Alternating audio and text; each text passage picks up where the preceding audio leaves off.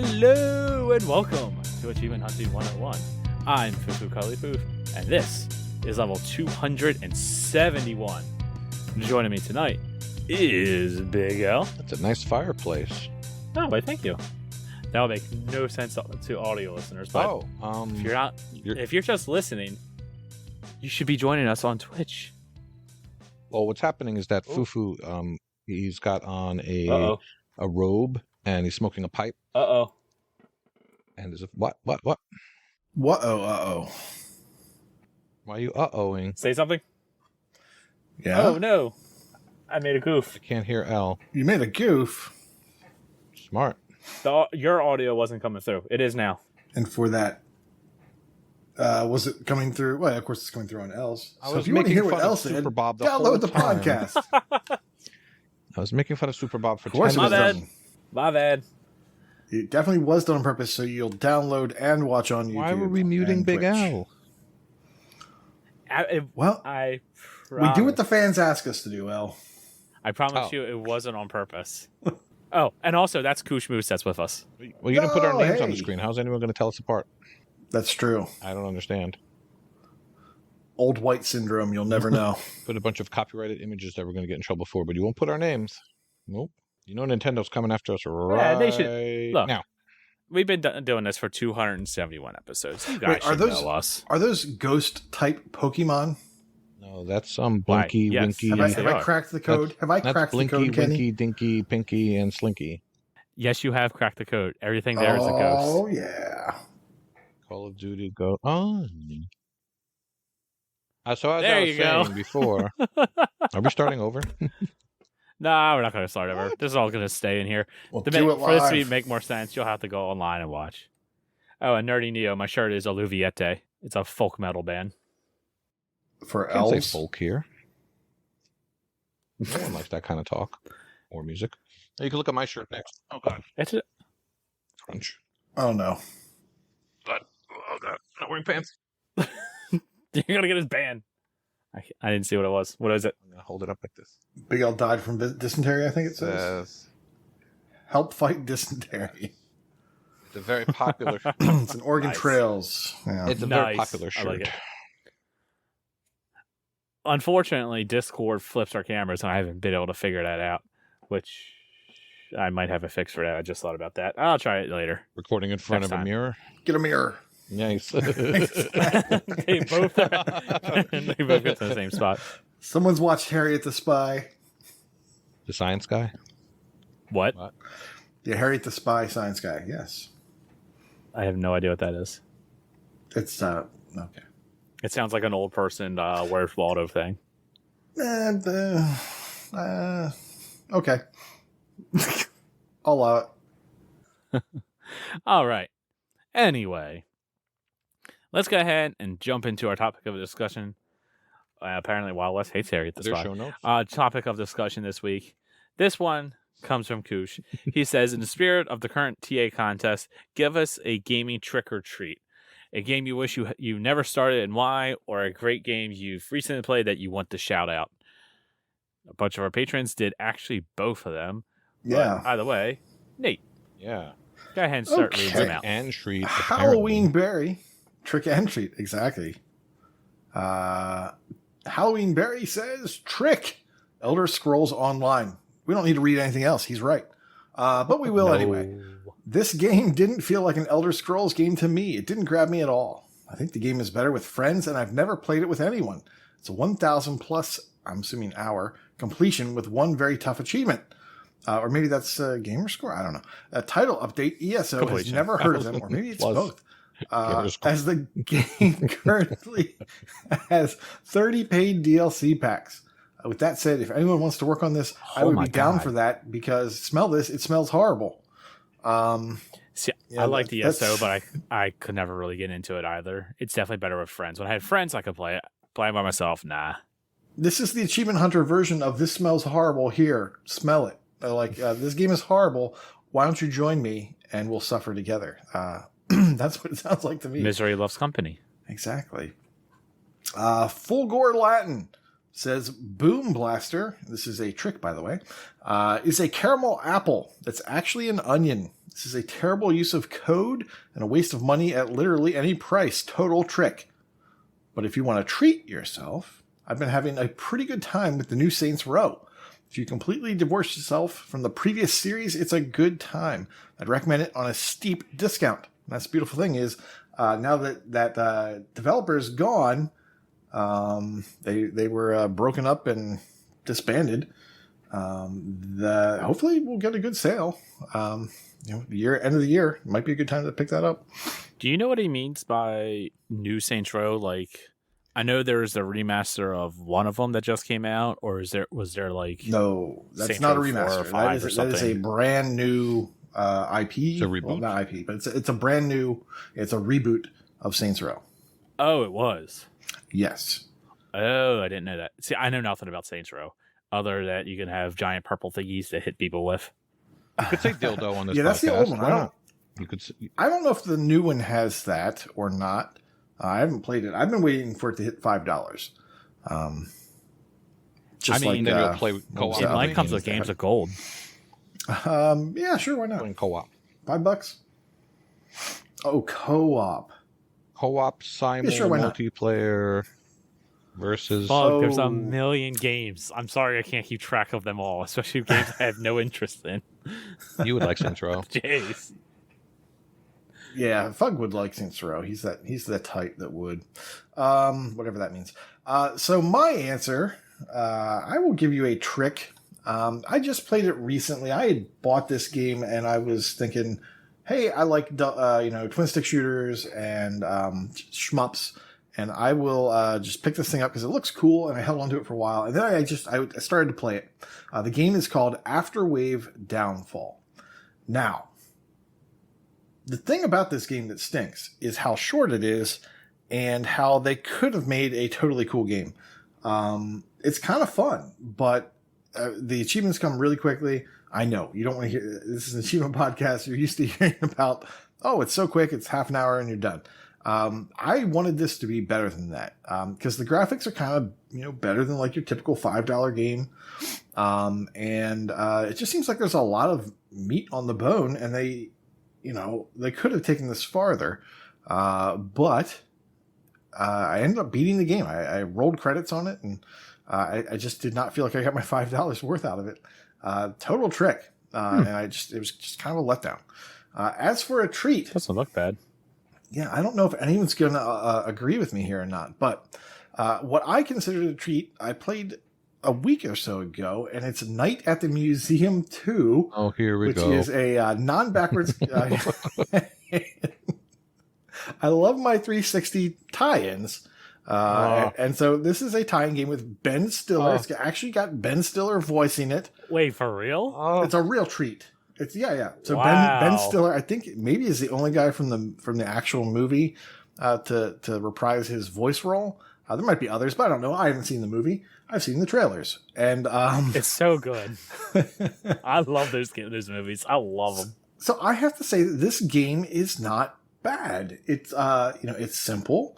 But they do a pretty good job of having interesting levels and different things to do in each area that you go to.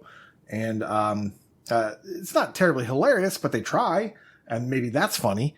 It's a good game. You get like these different powers for this tablet. I don't want to give away I'm assuming that's what the movie was because it's a tie-in. So you get a whole bunch of different powers that you end up using to solve little tasks around these 4 or 5 or 6 or 8 levels. I don't know how many you do. But it's a fun little game, and I had a great time with it. And it was, I don't know, I'm going to say like 6 hours, something less than that maybe. TA says 3 to 4. There you go, 3 to 4. What is time but a construct? And of course, it doesn't keep track of 360 gameplay time, so I can't tell you how long I was playing it for. So I did it over a weekend. 2 hours. You're a good gamer. Well, it might have been a little more than 2, but I played it over a weekend, and I had a great time with it, and it's going back on the shelf. It's done. Amazing. What a treat. Man, I want to watch those movies now. I haven't watched them in so long. Both of them are great. You know what I want? I want a Mystery Men game. A Mystery Men? I have a question. Do you remember Mystery Men, the movie? I don't remember Mystery Man. I don't know what that is, but I'm going to be real careful to Google What am I this gonna ask while we're Kenny? live. If it's worth the price. I'm going to ask Kenny if he remembers what museum Night at the Museum takes place in. Smithsonian. Okay. We'll go with that. I have. Are you sad? Is that your final answer? You sad I you have got no that? idea what Mystery Man is. It's in New York, though. It's the New York Smithsonian. It's right? the Museum of Natural History in New York. Natural history. There you go. Good job, nerdy. Wow. It's mostly dinosaurs and Native American things and the planetarium. I could have swore it was. I don't remember being at that. I thought it was at the Smithsonian as well. Okay. And I have no idea what Mystery Man is, Nate. Okay. Well, just think Ben Stiller, Pee Wee Herman, but he's not Pee Wee Herman. He's playing a different character. That's one of those movies that was out when I worked at Blockbuster that nobody ever rented. Janine Garofalo. Gesundheit. Have you ever seen that movie? I don't know who that is. Of course you have. No, he's not. Is there a Mystery Man on Of course I 360? have. That's what I want. I want a tie-in. I don't think it exists. I'm going to have to go We're look. going to make it for you. We're going to make it happen. Thank you. Get Tyler to make it for me if it doesn't exist, no please. problem. With the RPG Maker. That's how you do it. Exactly. I'll take it. What about you, Elle? Can you read? I read from a card. You don't need to read from a card. It's all on a Google Doc. Oh, cool. What are we up to? Scottavesi? That would be it. That's the one. He did a cool thing on the podcast last week or 2 weeks ago or something with Chewy. 2 weeks? Yeah, he did the thing about the never-ending stories. It was awesome. Good job, Scottavesi. All right. Yeah, I don't remember which one it was on. They all run together, man. I think Too many of these. Yeah, we've done a bunch of these. I think he started the trend of putting both of them, so it's his fault for this. His trick is I'm not Duke mad. Nukem Forever.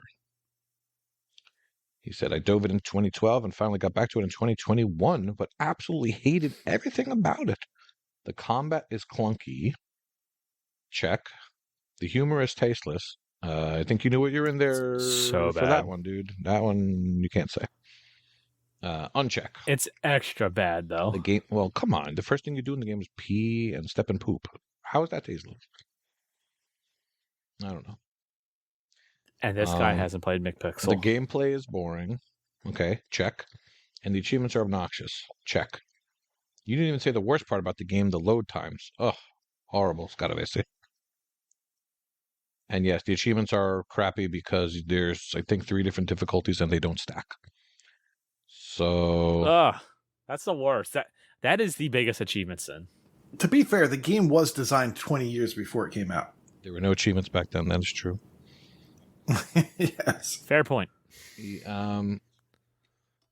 What's the story about I think it was in the Discord recently, someone was talking about how someone bought Duke Nukem Forever secondhand and they found the receipt with the original pre-order in it from whenever it was first announced. Wow, for real? Yeah, something like that. I'm sure someone will remember. That's wild. He said, I did manage to complete the story and get all the achievements I wanted to, but I will never do the DLC, and I just wish this game was never on my tag to begin with. So... Well, if it's on your tag, that means you have to do a DLC. I know there's this $10 DLC that has never been on sale, and it's driving me crazy as well. I think it's supposed to be decent. Well, what if you flew to Argentina? I don't think that works for 360, but maybe. Yeah, it doesn't work for 360 so well. Unless you know a guy. Well, even then, I don't think that works so well. I don't know. I don't do it. I don't know if the game is out in Argentina yet, to be honest. They're so far behind. Time zones and all that. that. Australia. So I got to say, with all of this talk about Duke Nukem Forever being bad, it just makes me want to play it. I want to try it now. It's the Waka effect. I think it is. I have played it. I just found it kind of hard. Most people got the achievement for beating it on normal, but there's like hard and very hard or whatever the equivalent is, and very few people have those achievements. I've never actually played it, but Virez on YouTube has done a Just Bad Games on it, and it looks awful. That's the charm. So bad. I don't ever want to try it. It's Duke Nukem, there's enough bad games out there. It's Duke Nukem. You kill them, huge boss on a football field with a big bazooka. And then you poop down his neck. It's Duke Nukem. I have no love for Duke Nukem. I'm too young to have played the original. I don't have time for them boomer shooters. I think Jables is making a joke called DNF, so Duke Nukem Forever is the equivalent of did not finish. Did not finish, yeah. Huh. Nice. That one's... Well, what about his treat? Oh, look at you leading me on. I love it. Far Cry 5 is Scottavesi's treat. I dove it in 2021 and didn't like it at all, but I finally gave it another chance in 2022 and wound up blasting through the story and then went back to 4 and 3 to do the same with them. That's backwards. Oh, dang. I don't know what it was the first time. It is one of my favorite series now, and I'm glad I finally got into it. Oh, wow. Scottavesi, I was just complimenting you on your job with Chewy, but this take is bad. No one likes Ubisoft. And also, how many months did it take you to?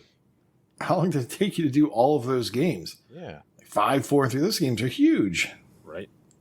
Well, maybe he didn't complete them. He just played. That's true. He just beat the story. Still not as bad as Daikatana. Oh, I know that game. I think Just Bad Games did that also. The oh, what's his name that did it? I'm not going to remember it. I probably know if I heard. Is it Romero? No. Yeah, Romero. That's it. Romero. Daikatana. Yeah, that's it. John Romero. Yep. Yeah, John Romero. That's his name. I knew I would know it if I heard. Yeah, that game looks way worse than Duke Nukem Forever. I think I'd rather complete Duke Nukem Forever before playing Daikatana. I think you would like it. I talk about Just Bad Games a lot. It's just like it's that you would like Duke Nukem Forever because it's just like Doom, Kenny. Mm-hmm. Oh, okay, yeah. Cool. This time I'm being serious. It's like Doom. I know it is. MDP says Big L. What? Once tricked me into playing a few games simul. That is true. I did trick him. We played some lawsuit spending and point and clicks, and I really wish I got Kenny to play those with me. He loves point and clicks. God, the treat is obviously Rocket League. It's free to play, so go play it. I think most of us played Rocket League when it was not free to play, sir. But I guess being free would convince some people. I don't even remember it going free to play. I completely forgot about that. I bought it forever ago. I don't think I bought it. I think I waited. What's up, Oz? Yeah, once it became free, it started with the stupid Battle Pass nonsense. The stuff. Well, there's more money in that. That gets you addicted. Oh man, I played it. I bought it. Started playing it forever ago. Game's great. It was Game Pass before free to play, is what Fugg says. That makes sense. I would probably play if it was on Game Pass. I think you're right. To finish it. I'm pretty sure it was Game Pass before free to play. From free to free. Got it. I never played it either, or finished it either. Wild West says my trick. Oh, Scotchman's here. What? Pop. Who? Nothing. Go ahead. I don't know what's going on. Oh, actually, Hero joined the chat room. Chat. You got excited? I'm talking to chat. Go ahead and keep reading. Ignore me. Okay, cool. Hi, chat. Wild West 08 says, my trick game recently was DC Super Pets. Didn't they put you up to this? I was expecting to yell at him. My kids liked the movie, so we played it, and even they were bored after a few minutes. Not a great kids game. Wow, that's bad. My recent treat game was Friday the 13th Killer Puzzle. I really enjoy this puzzler and doing the kills with different weapons. Oh, that's interesting. That game actually is fun. I'm currently playing that game right now. It is. You'll find this shocking. On my RTDL this month. Unfortunately, this game has some grindy achievements that are unnecessary. So there's one for reaching rank 100 in Bloodlust. And once you finish the story, you're at about rank 30. So there's rank 50, which is bad enough. Then there's rank 100. And then there's the murder marathon mode where you just do the kills only. You don't do the puzzles. And you have to do 1,000 kills in there, including the 30 consecutive ones, which is just a pain. And you have to do that over and over and over to get the Bloodlust achievement. So it's a good game marred with a kind of a crappy end game list. but I agree it is fun. And having the Friday the 13th... I enjoyed those puzzles. Having the Friday the 13th license made it way better than Sleepaway Camp. Although Sleepaway Camp had some fun parody stuff in its own right. I never played Sleepaway Camp. I just did the killer puzzle. Really? Or played killer puzzle. Yeah, you basically played it then. Complete it. Yeah, I know they're basically the same. Same art style, same puzzles, same type of puzzle. Yeah, Nate likes to trick people into playing games a lot. So he treated me to Liza P. It was not nice. What are you He tricked me and treated me. It was rude.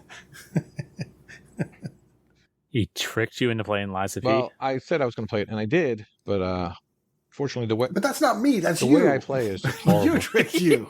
No, you told me to. You said it was a 1 to 2 hour easy game. I would like to see that receipt. But it's a Souls-like.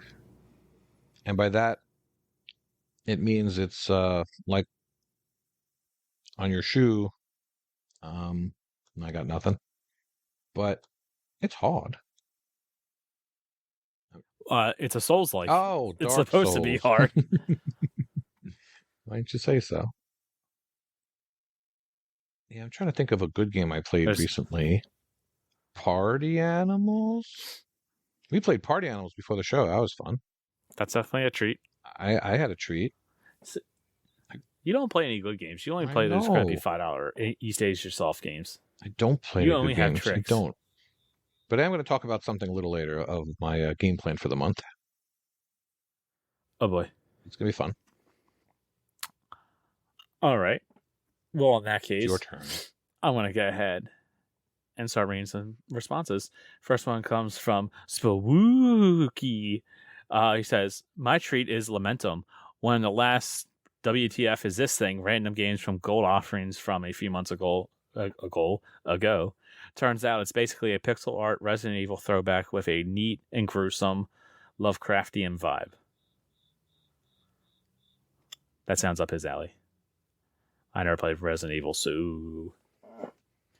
And then he goes on, to say, my trick is Metamorphosis, a cool little adventure game where you play as a man who's been turned into a cockroach. That sounds awful. Unfortunately, when they patch it for Series X enhancements, they also patched out the ability to play it past a certain point on any console apart from the Series X, because one level loads up on a black screen on every other console. That game-breaking patch was 3 years ago. Mental Knight and I still have hope. My Series X is broken. That sucks. I own the game. I didn't know that it only works on Series X, and my Series X... I'm sorry, not my Series X. Did he say 1X? Or Series X? They also patch out the ability to play it past a certain point on any console apart from the Series X. Oh, well, then I'm fine. It's a treat. What a double treat. Thank you, Chewy. Yeah, just buy a Series X. Don't get a Series S or something else. Upgrade. Pete Hartmus says Far Cry Blood Dragon is a trick. This game has been an extremely unpleasant experience for me. I am terrible at stealth, and this game requires doing a lot of stealthing. Not to mention, everything kills you, and I don't know where I'm being killed from. Also, there are dragons. What's wrong with that? That I also can't kill, and they like to kill me very quickly. I have no clue what is going on in this game. Everything has been so unpleasant. I have put this game to rest permanently. I know some people are super hyped about this game on the podcast, but this is a strong pass for me. Is she upset that there's dragons in a game called Far Cry Blood Dragon? Yeah, I'm kind of wondering why she put this on her tag to begin with. You know, she tries to guard that thing. It up.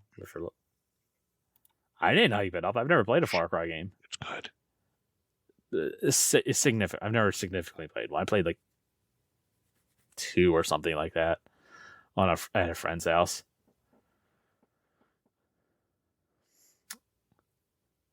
And then Ahaizu says, my trick is Hail to the Chimp. In addition to being a bad and overly difficult party game for the 360, it also has 2 missable achievements where missing it is tied to your gamer tag. As in, if you mess up, there's nothing you can ever do to get those achievements.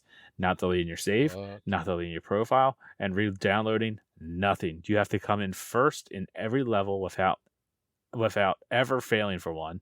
Then you have to do it again, but on a much harder difficulty that is damn near impossible to win, let alone beat every level without failing. And if you ever fail without dashboarding quick enough, that's a permanent broken achievement you can do nothing about.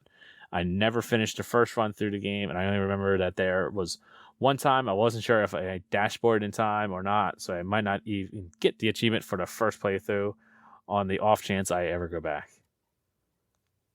That sounds horrible. I think Pete should play this.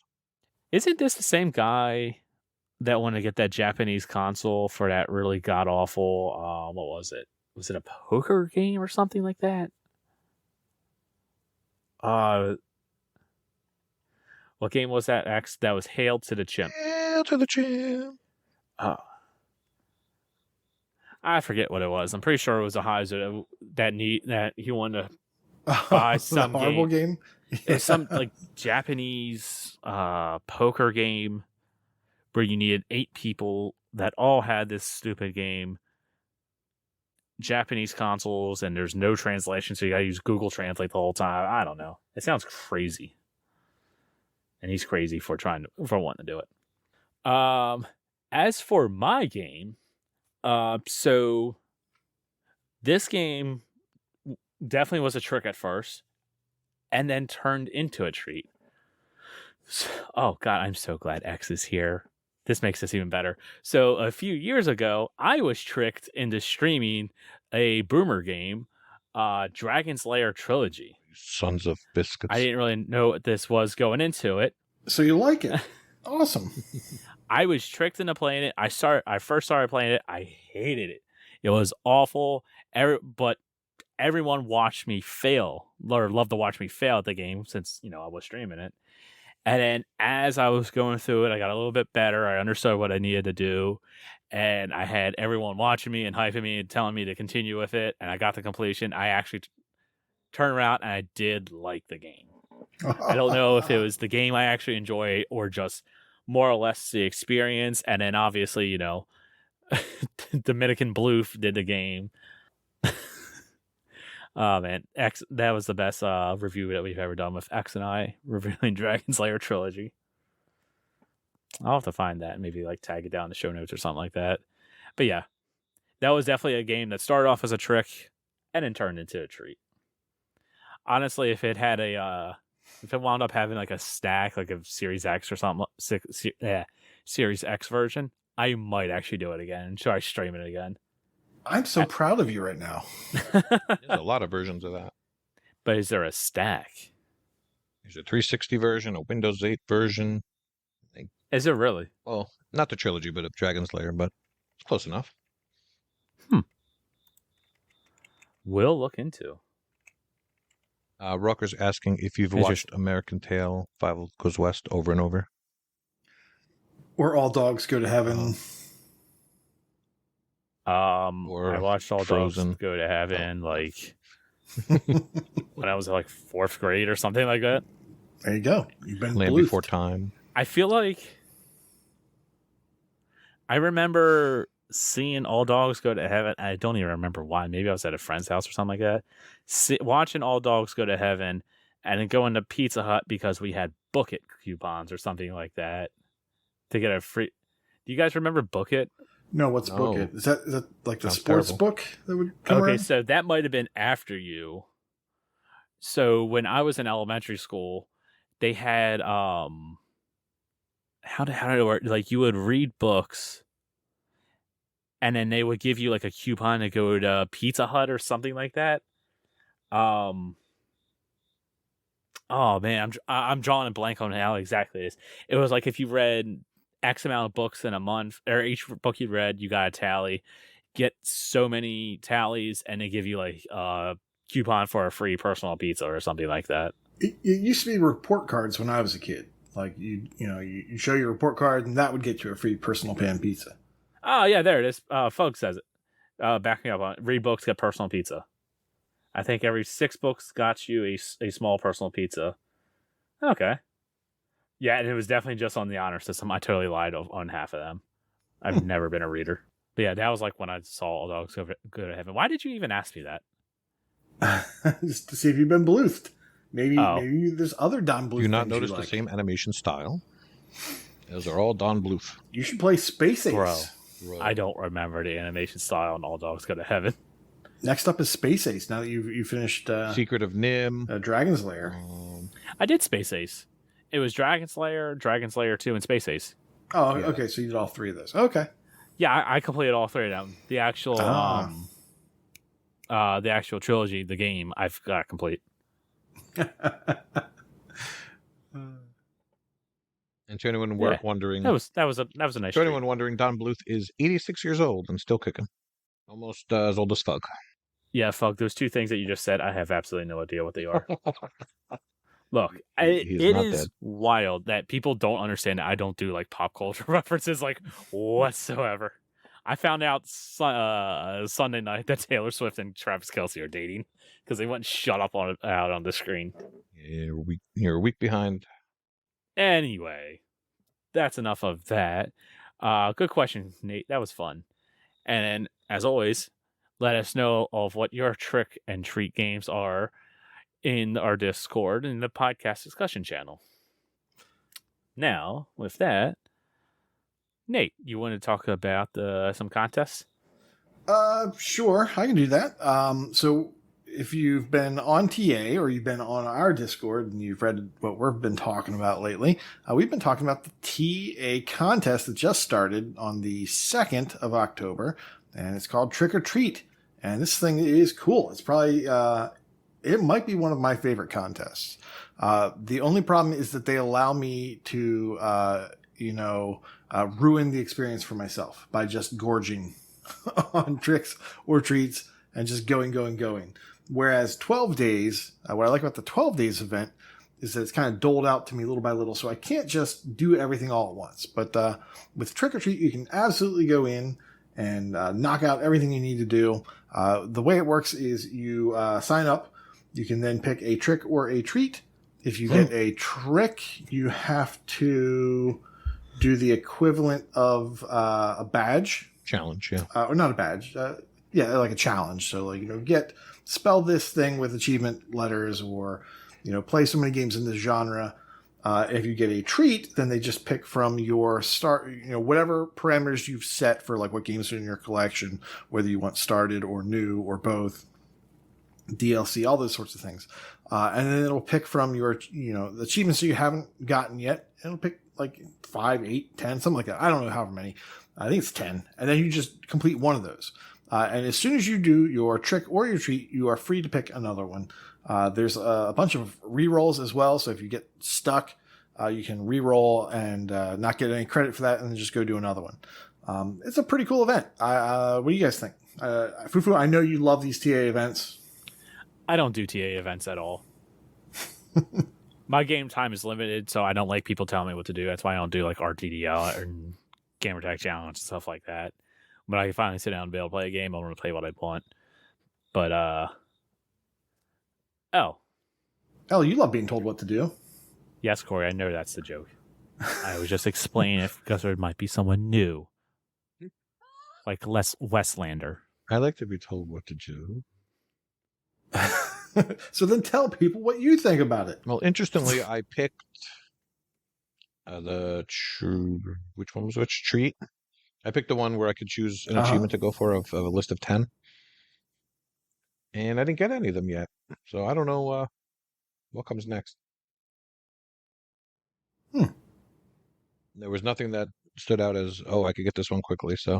But I do know that Jables has been warning people not to refresh their trick-or-treat page. And he says weird things can happen. I'm not sure what that means. Losing your progress? I think that means that you'll start another treat. So if you just did a treat and you complete it and then you go refresh that page, you'll immediately do a treat again without being able to pick a trick. What would you do instead? Well, you would have your choice. You could pick a trick or a treat. But instead of refreshing, how would you know it worked? Open up another tab? You just click. You go back into the page a different way rather than hitting F5 or the refresh button. Yeah, so the actual refresh button. Ace says if you refresh the page, it starts another treat immediately, but it can spawn the same achievement apparently. So yeah. Wow. Take it from me. Never have more than one tab open at a time. Oh, you would never do that. It's like worse programming than a WWE game. Google Chrome, at least. Good to know. All right. But yeah, that's the trick or treat contest. And if you do, I think, 5 of each, that's good enough for a badge. But yeah, I've been having a good time with it. And I am trying to limit myself. Jable says no, so I probably gave you some bad information. I don't know. Go check out TA. We're not an informational podcast. We kind of are an informational podcast. No. So apparently 13 things are needed, 5 of each and 3 and you pick. And there's numbers, but we're not a numbers podcast. No, that's true. Yes. There you go. So I've been trying to limit myself so I don't go crazy. I've been like 2 of each. I do 2 tricks, 2 treats, and that was good enough for yesterday. I'm not going to have any time today to do anything else. So maybe tomorrow I'll pick up some trick or treats again and just have a good time with it. I'm enjoying it. TA does great contests. Not as good as Chewy's, but they're definitely great. Well, they try. Not everybody can have a Chewy. Yeah. All right. Man. Let's go ahead. It's almost that time of year where we start talking about our favorite Halloween candy. I guess we'll have to wait for that. Oh, Necco wafers. Oh, right. We're not there yet. Sorry. We got to go trick-or-treating first. And then talk about what our favorites was. Old Bay saltwater people taffy. by me are definitely starting to deck out their lawns. Do people do that by you? If I had more time, mine would have already been decorated. Well, by you, people will just probably steal your stuff, so can't do that. And shoot the ghosts. I would do it in mid-September. But time. Mid-September? And yeah. October 28th is when that should go up. Come on. We don't need this. No. And then take it down November 1st, please. No. That's a lot of work. That's I don't want to see it. Not a whole lot of time. You don't want to see it. Not really. I want to see it. I'm a real stick in the Halloween mud. Grinch. You're a little Halloween Grinch. Curmudgeonal. Good thing I just want the candy. Good thing you came down. The friggin' candy. Not around the holidays. And you would hate my house during the holidays. Especially during Christmas. You're probably it looks like a Christmas threw up in our house. You're probably more curmudgeon-y than I am. You probably tell Oliver definitely not. Probably tell Oliver you could have one piece of candy for the whole year or something like that. Yeah, there you go. He doesn't eat candy, so see, because you take it all. He doesn't know what he's missing. I'm good. He don't need the sugar. And also, Nerdy Neo, nobody is team candy corn. We don't have any psychopaths here. Yeah, I like having like one piece of Who's candy team corn, earwax? not a whole bag. Come on. Candy corn is awful. That is the worst. Is there actually anything worse than candy corn? Pineapple on pizza. There's the people that tell you eat candy corn and something else at the same time, but they're crazy. Vegans are worse. That's certifiable. Yeah. Except you, Sarah. We love you. Whole wheat pasta's worse. Sarah with an H. But she makes her own candy corn, so out of tofu and other types of tofu. It's got 3 types of tofu in it. It's It's like art.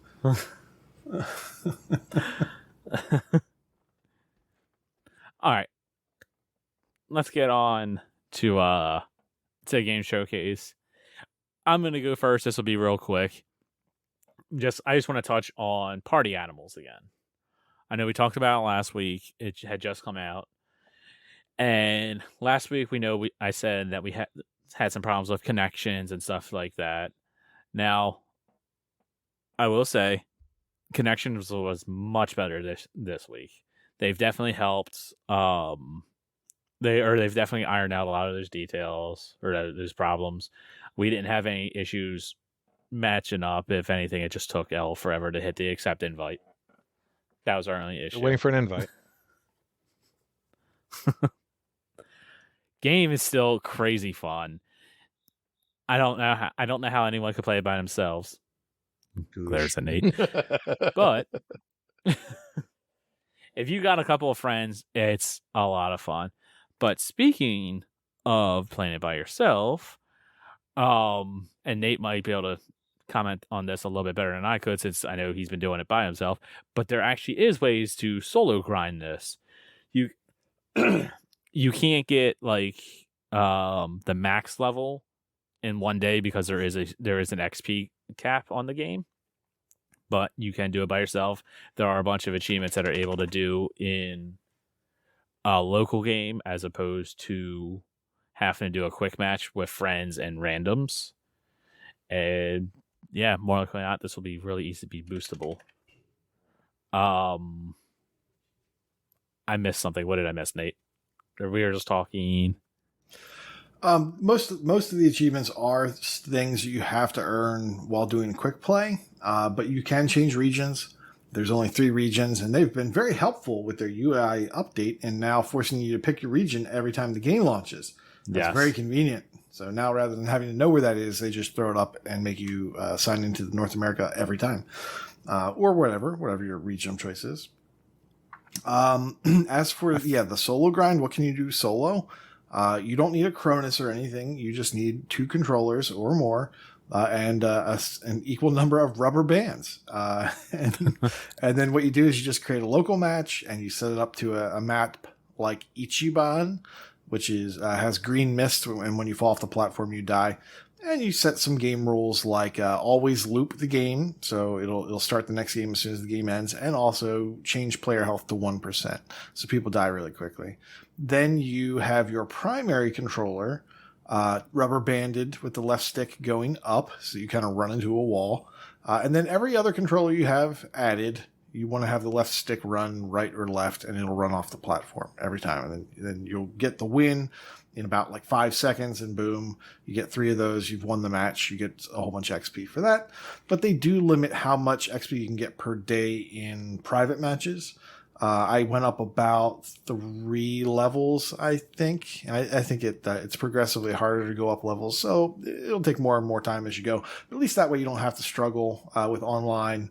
If you get frustrated losing, things like that, you can just have this grind and just do that for, I don't know, I think it was less than an hour. I was able to do it for. I'll time it tomorrow and get some better stats on that. But yeah, so what that will do for you, that will get you, that will earn you progressively towards the level 50 achievement, the level 100 achievement. And along the way, you're going to be progressing through the season ranking. And that's going to get you skins, that's going to get you avatars, that's going to get you bones and coins. So those sorts of things will help you with the collectibles. So if you don't have a crew to run around with and you don't want to play solo, you can just do that grind while you're doing something else for half an hour a day or an hour a day. And over time, you will get to 100 unless they patch that out. Cool. Yeah, I figured that was just a good little PSA to let everyone know. Because I imagine there's going to be a good chunk of the community that's either have played this and has on their tag or will at some point, considering it's a lot of fun. It's on Game Pass, easy to play, and honestly, if you got kids, it's probably a pretty good kids game. The controls aren't quite as demanding as like a human fall flat. In the near future, I would like to try to schedule some sort of a boost to see if we can go to another region and actually match up and knock out a bunch of this stuff, see how tough that will be. I'd like to do that in the near future. It shouldn't be too hard. I don't think the servers are crazy packed, but who knows? Probably not. There's so many games like this. Yeah, I mean, I was just double checking. Yeah, there's 93 achievements in this game. So there's a lot of things to do. This is definitely a good boostable game. 80,000 people probably need have started people, it. Right? Yeah. 15 have completed it. I think you would probably need either that or you would need equal teams. I haven't been in a mismatched team yet. To try to play for real or anything like that. You don't want that. Yeah. That sounds awful. No. Damn real people. Yeah. It'd be very hard if people are actually trying to play against you to coordinate. They would just mess everything up. Yes. Yeah, and there's a bunch of tough achievements and whatnot. A lot of them you'll just get through progress. But yeah, Party Animals. Look out for a boost coming soon. Once again, lots of fun. I don't think we'll be streaming that game anymore. But who knows? At least not pre-show, I should say. But who knows? If there's like a title update or something, maybe we will. Let's just go down the order. Koosh, what game would you like to talk about? Oh boy, do I have another treat for you? I'm actually excited to hear you talk about this movie. So am I. It is not Wilfred Brimley. Get out of here. So the game I'm going to talk about just came to Game Pass. It is called Cocoon or Cocoon. And I don't know. There's no audio in this. In terms of, there's no spoken dialogue or anything. So who knows? Just think about how we pronounce common words, please. Sorry. Cocoon. No, just no. Just no. Just no. So in Cocoon, you you play as a small little character with kind of like ladybug wings, and there's no running or there's no different run speed versus your walk speed. You move at a good clip. You're not just plodding along. There's no jumping. There's no rolling. But you are navigating around an environment, and this game is great because it just doesn't really tell you anything. You just explore and figure everything out for yourself. This game comes from people who were developers and designers at Playdead Games. And they were, let's see, this guy was the lead gameplay designer for Limbo and Inside. So this pedigree is right up there. Yeah, that's why I like it. And that should speak to the quality of what we're looking for. The game to me is like a mashup of Creature in the Well, Death's Door, and Maquette. Now, if you're familiar with those three games, that is kind of you take those three games, you mash them together, you turn the lights off, you put on some nice soft music, and you come back like 2 hours later, and you're gonna have a cocoon show up on your door. And so you're playing as this little character. You're running around in these like environments, this initial environment, and you will eventually get to a point where you are presented with a little puzzle where you have to hit these switches in a certain order. And you have to use clues in the environment to tell you what that order is.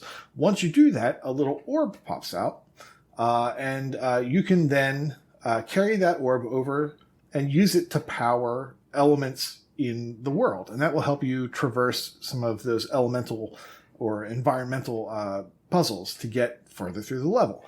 You will eventually get to a point where you can put that orb onto a pedestal, and then it kind of like this pool fills up beneath the orb, and if you then hold your action button in that pool, you will go into the orb, and that orb now becomes a whole new world. It's a whole level. It's got its own puzzles. It's got its own traversal to do. There are little, there's like these little statues or whatever, or shrines that you find in each one of these. And when you use your action button on those, you'll release them. So they serve as the collectibles in this game. There is a boss character in every one of these orbs. And when you defeat that boss, you will, I guess, empower the orb or something like that. And then that orb gets properties. So when you're back out in the world and you're carrying the orb around, each orb has a different set of properties. The very first orb, for instance, casts like this aura around you, and you can now walk on walkways that weren't visible before. They're only visible within that aura that's around you. So now you can progress to areas of that first level that you couldn't before. Another orb gives you like a jumping power. So in that area, you'll be using that to get further. You can then also, and this kind of bends your brain. This is where the Maquette DNA comes in. You can jump into orbs with orbs, drop those orbs, use those orbs to solve puzzles. But then you also get to areas where you can't physically move an orb to where it needs to go. So you hop out of the orb, you put it in a place, hop back in, go out. It blows your mind, and it makes you feel like a genius. Like solving these puzzles, you just feel like an absolute genius. Like, I'm the only one that figured this out. And when, of course, that was the only solution. That was what they wanted you to do. And they led you to it, and you just look like an idiot. But you feel like a genius. And this game is just so much fun. Now, on TA, it looks like it's taking people about 4 to 6 hours. But Macca has a guide out there for all this stuff. So I'm thinking that maybe that's a little on the low end. But whatever. This game, for me, is awesome. I love it. And I'm not using any guides or anything. I'm just kind of going in and just enjoying it at my pace. As and you I should. I think it's going to be a short experience, but I think it's just packed with everything that I love. And this is just a fantastic addition to Game Pass. Day one, we get it. As soon as it releases, you can play it now. It's been out. If you're listening right now, it's out. You can play it. It's awesome. I love it. This is the type of game that just has, just speaks to me. I love it. It's like Limbo, but more complex. It looks so interesting. Well, yeah, Limbo's a different type of game, right? That's where you go around and you have to like struggle to solve these things, and you're just going to die a bajillion times trying to get through this stuff. This is more about environmental puzzles, and really the only thing that'll kill you so far are these boss fights. And when they kill you, when you get hit, you can only get hit once in a boss fight, and then they throw you out of the orb, and you have to go back in, find your way back to the boss, and then try again. And that's been my experience so far. I've downed, I want to say 2 bosses, and I think I'm on my way to the 3rd. I think I'm only a quarter of the way through the game. So I'm having a great time. And yeah, I can't recommend this more. If you liked Inside, Limbo, like I said, Death's Door, Creature in the Well, Maquette, they've all got something to do with this game, and hopefully it'll have something for you. Yeah. This game's been getting crazy good praise all around the internet. On TA, it's got a 4.42 rating. 100 people have rated it. People are loving it. But there's only 17 achievements. I was expecting a little bit more. I don't know why. Yeah, this shockingly looks like a neat game. Mm-hmm. I don't know if this is the achievement descriptions. I don't know if this is a New York Tell thing. Me so much. But the main character looks suspiciously like this friggin' spotted lanternfly that's been going around. That's why I said ladybug what? wings. Have you had the spotted lanternflies infesting your area yet? No. Have you heard of those? I've seen the articles and stuff. Oh my god! Yeah. I have no idea what that is. They're these little bugs that are actually kind of pretty, have rainbow wings, but they are bad for the environment, so you have to kill them when you see them. Huh. I recommend a Bug Zapper. Or 2. Bug on, bug off. So, I don't know if you've said this already. If you did, I'm sorry. Is there a chapter select? Like, is there things to miss in this game? Thank you. I actually just discovered that the other day. Yesterday, as I was kind of like wondering where save states were. Because I had just gotten this 3rd orb, and I wanted to go to bed, and I didn't want to lose my progress. So I was like, I can't tell when this thing is saving or not. So I went to what I thought was obviously a checkpoint. Mm-hmm. And then I said, okay, let's call this a checkpoint. And then I quit out of the game, and I went back in, and I saw that there is a way to pick, I guess, areas or progression. So it's not just as simple as, start at this biome, start the next biome, start the next biome. But they have like little checkpoints in between each biome too. It's kind of like Limbo and Inside, how you can choose like these little different areas. It's not, it feels different because the gameplay is different, but, it's probably fair to say it's the exact same mechanic. It just doesn't feel like it because the gameplay is different. Right. All right. Yeah, I love this game. I can't see it doing anything to dissuade me or change my mind on this. I feel like this is a great recommendation. Yeah, I think so too. Without even having played it, just everyone seems to love it. I forget. I think IGN gave it like a 9 or a 10 or something like that. Like it got a crazy high score because I mean that's what we need. We need another just great game in this year. So much to play. All right. Well, in that case, let's go ahead and go into the next thing. MDP in the chat wants us to talk about Nagano versus Fury next, so I guess we'll do. No, I'm just kidding. Fury wins done. Move along. Who's that? Fury's gonna kill him. Tyson Fury? Yes. Or Nick Fury? I really don't have no idea. Oh. What game would you like to talk about? I'm not talking about any games. I'm talking about my game plan for the month. Well, actually, first thing I wanted to talk about is that they announced the server closure for WWE 2K22. Thanks, Jables. God forbid they keep... That seems fast. Yeah, because... What you gonna do? What am I going to do? I'm going to grind it out in 3 months, unfortunately. I think it's January 4th. And to be fair to 2K, they do it around the same time every year. You get a year and a half max to do these. But the stupid thing is there's not even online multiplayer achievements. It's just my faction mode, which is online for whatever reason, even though you're not playing online with people. Thanks, Jables. So that's something I need to figure out. The one interesting thing is that there's an Xbox Series version and an Xbox One version, and if you do one and you just load up the other one, it stacks. It's supposed to pop for the other one. So that is a good thing. Thanks, Jables. Well, that's nice. Yes, that. Hey, he said that's nothing to do with me. Yeah, you know. He's only the guy that worked on the main menu or something like that. He's only... If something good happens, he takes credit for it, but if something bad happens, oh no, nothing to do with me. Oh yeah, I understand. The other thing I'm going to be doing is there's a contest on True Achievements called Better Completions Matter.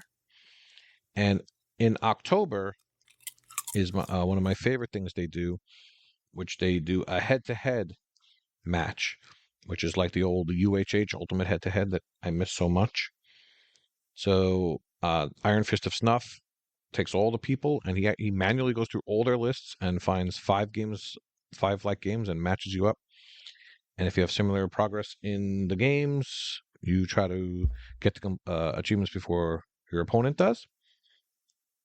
And my opponent this month happens to be Fugg.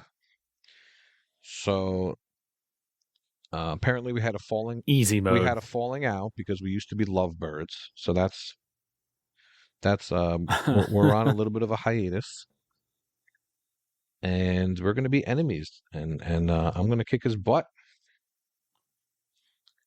The games that we drew are one of them happens to be Dragon's Lair on the 360. Oh, go figure. We're both at about 6 of 12, and we got Bully Scholarship Edition, nice. Beyond Good and Evil. So 360 games. So I booted up both Bully and Beyond Good and Evil, and I just froze and said, what the hell was I doing? This is what, you know how that goes. Where was I up to? What was I up to in the guide? What do I do next? I don't know. Yeah, you're going to totally lose your spot on that. Yeah, but I'm sure Fugg's in the same boat. And the other two, there's a Zelda clone called Anodyne, which was okay. I feel like Corey or Nate talked about that. Yeah. It was probably Big L. But there's a speed run achievement. My bad. That sounds gross. Yeah, so I think there is a video, but of course that entails, watching a few minutes of the video, pausing it, and making sure the time doesn't tick up and stuff like that. And the 5th game was one of the Jackbox Party Pack games, so those are easy enough to rig. But I always enjoy No, you need to play them legit. You're right. Get some people over, have some fun. I do them legit. There's a couple of them where you need like 16 people to play, and X the Hero wrote some solutions for them if he's still around.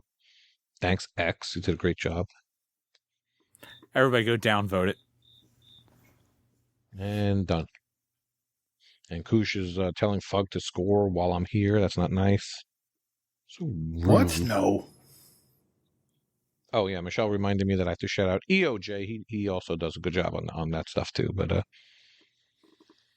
I think that's Iron Fist's baby until December when I think he's hanging him up. Meanwhile, Kenny has been overtaken by his dog. There's dog hair everywhere. I can see it from there. I'm getting allergic just looking at it. For real, though. But Harley is, of course, the best member of your family by a country mile.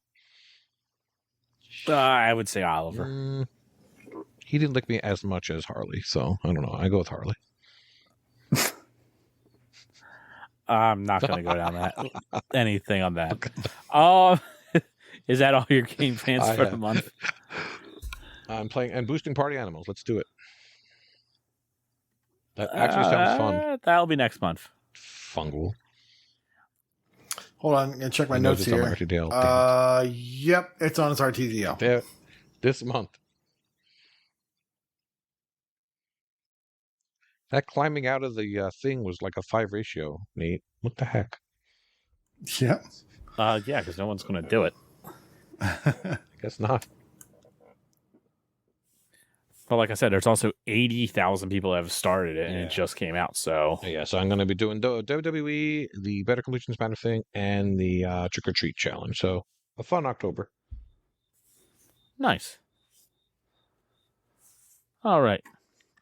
Well, in that case, let's get into some sales. Let's see if there's anything good. Nate, why don't you go ahead and go first? Alrighty, I am going to recommend 2 things, although I saw some things that we've talked about before, and I'm just not going to repeat myself, except for these ones. Arietta of Spirits, $5 down from 20. It's action adventure, 8 to 10 hours. This is a Zelda-like. I really enjoyed it. I thought I would talk about this at some point. I just haven't gotten around to it yet. But I enjoy this game, and I will finish it one day. Next up, a game I've talked about, speaking of Nate games, if you want to play a game that it just screams the type of game that I like, it's The Last Campfire. It's $3 down from 15. This is a puzzle adventure. It's 5 to 6 hours, and it is just jam-packed with awesomeness. Good puzzles, good graphics, just cool. I love this game. Can't recommend it more. They won't let me. There you go. The Last Campfire. You should make a like one of them custom leaderboards, just Nate games, and add all these things to it. Don't you tempt me, sir. There we go. That'll be next year's year-long contest. It's the year of the Nate. The year of the Nate. Year of the Moose. How about that? Year of the Moose. Yeah, I was going to say, the Year of the Moose is more of a Zodiac. We'll go Chinese. Yeah, we'll go more Zodiac, yep. I mean... Blah, blah, blah. All right, so I'm going to recommend one game, and really, I don't know if I can recommend it. I know it's not a very good game, but it's more or less just a heads-up type of a game. Things on Wheels. It is available it's not available down, so download it is. It is on sale, usually $5. It is $1 right now. It's a non-backwards compatible, and it's digital only. So of all the games that we're going to be losing because of the 360 marketplace shutdown, this is one that you probably want to grab, as it will not have a physical release, so this is the only way you can get it. One note, there is 3 DLC packs, and each one has one stupid achievement attached to it, and all the DLC costs about $10. So if you want to complete it, make sure you grab the DLC. You could save $4. 4 whole bucks. Well, I'm going to recommend an amazing game that everyone should play. The Adventures of Elena Temple, Definitive Edition, $1.49. This has state-of-the-art graphics, state-of-the-art sound, amazing gameplay. Just get it. Just buy it sight unseen, and you'll see what I mean. Friggin' amazing. It's It's something. It really is fun. I'll take your word for it. That was a bad idea.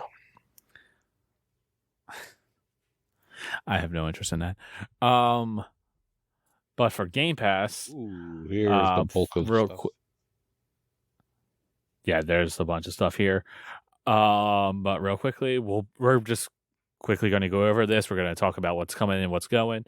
But if you want to hear an in-depth analysis of all this, make sure to check out Games Passible, where Nate and Freem will be talking about what's coming, what's going, and I know you had a couple of like little extra bits. Did you cut any of them? Add anything new?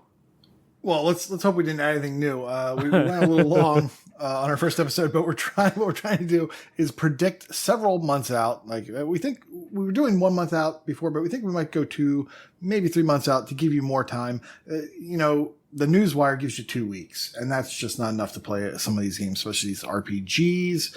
Or games that are just a little bit more involved, or you get 2 or 3 really cool games in the same month, and it strains the time, especially with everything else going on. So we're trying to give you that long view of the long potential warning of what's going to be coming out. I like that. Or dropping out of Game Pass in like 2 months, and that's what we're going to shoot for.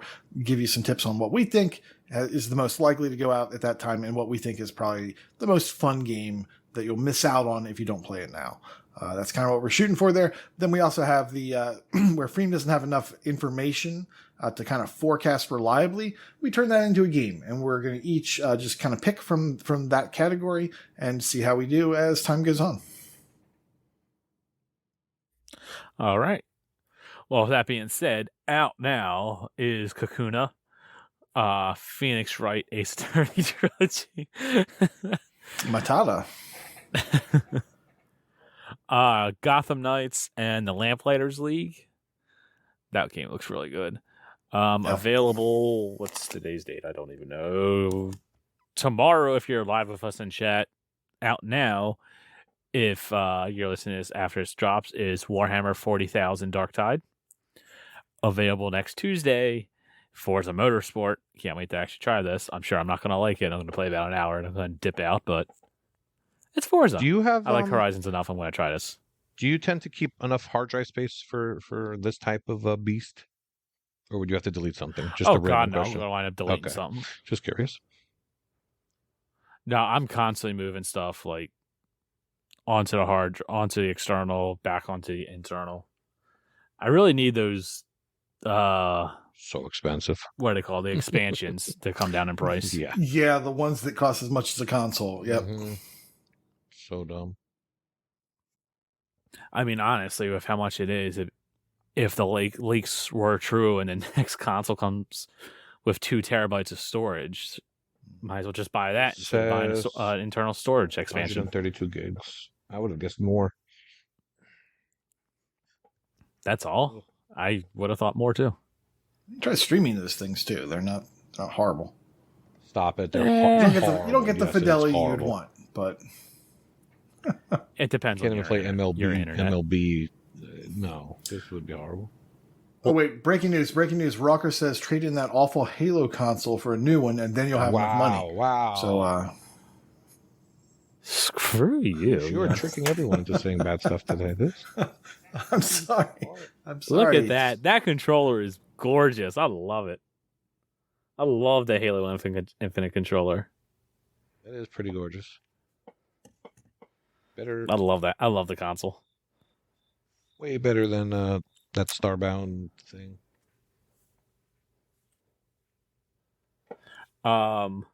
Yes, not an Elite controller. I'm in poverty. I can't. I don't get that stuff. Where were we at? October 12th. From Space, twin stick shooter. 1 online, 1 to 4 player co-op. Cool. I'm in. That might sound like a Thursday night game. October 17th is Like a Dragon Ishin. Dragon. The sheet says October 24th is City Skylines 2. Yeah. I thought I saw an article saying that was delayed. Yeah, I think I saw the same article. The release has been changed to be announced on TA. So okay, that's what I thought. 2024. Oh no, this sim management game I really wanted to play. I can't play it right away. I'm gonna have to wait. Wow, you sounded really sincerity in that voice. We've been doing this too long. Oh, good. That came across. Good. On October 26th is Miniko's Night Market. Steam says it's an adventure simulation. But it looks good, so I don't believe the simulation part. So we'll see. And then on October 31st, we have Jasant and Headbangers Rhythm Royale. Have you seen this, Kenny? I feel like I was tricked into seeing this. This is the one with the ducks, right? Yes, it's the ducks. It's not good.